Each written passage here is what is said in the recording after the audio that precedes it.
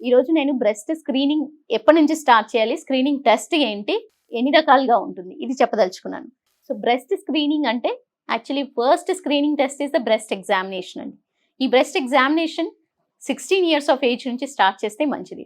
Once breast అనేది full development అయిన తర్వాత breast examination, self breast examination అనేది చేసుకుంటూ ఉన్నట్టయితే ఇప్పటికి మంచి అలవాటు.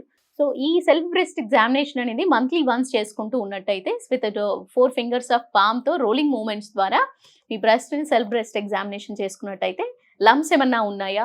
లేదా పెయిన్ ఏమన్నా ఉందా? లేదా ఇన్ఫెక్షన్ ఏమన్నా డెవలప్ అవుతుందా? అనేది ఇర్రెగ్యులారిటీ ఏమన్నా ఉందా? అనేది తెలుస్తుంది. సో, ఈ 16 ఇయర్స్ ఏజ్ గ్రూప్ తర్వాత స్టార్ట్ చేసిన తర్వాత కొంతమందికి లంప్స్ కనిపించేస్తాయి. కనిపించేసినప్పుడు వెంటనే వాళ్ళకి ఏంటి డాక్టర్ దగ్గర సంప్రదించినట్టయితే వాళ్ళు మీకు అల్ట్రాసోనోగ్రఫీ అంటే బ్రెస్ట్ స్కాన్ అనేది అడ్వైస్ చేయడం జరుగుతుంది. ఆ బ్రెస్ట్ స్కాన్ చేయించుకున్న తర్వాత దాంట్లో లంప్స్ ఉన్నాయా? లేదా ఫైబ్రోసిస్టిక్ డిసీజ్ ఉన్నాయా?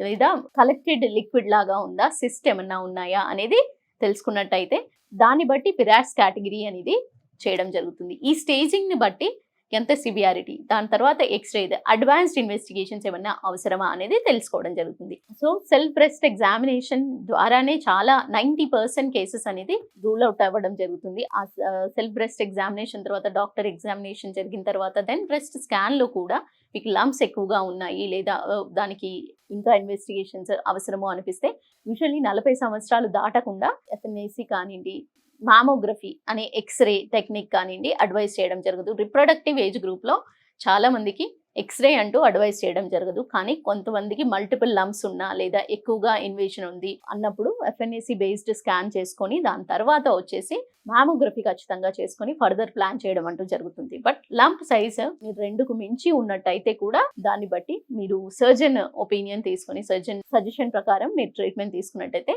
ఎర్లీ స్టేజెస్‌లోనే రికవరీ చేసుకోగలుగుతారు. ఈ బ్రెస్ట్ అవేర్‌నెస్ ఎందుకు ఎక్కువగా ఇస్తున్నాను అంటే this is the second most common cancerous lesion in India అండి.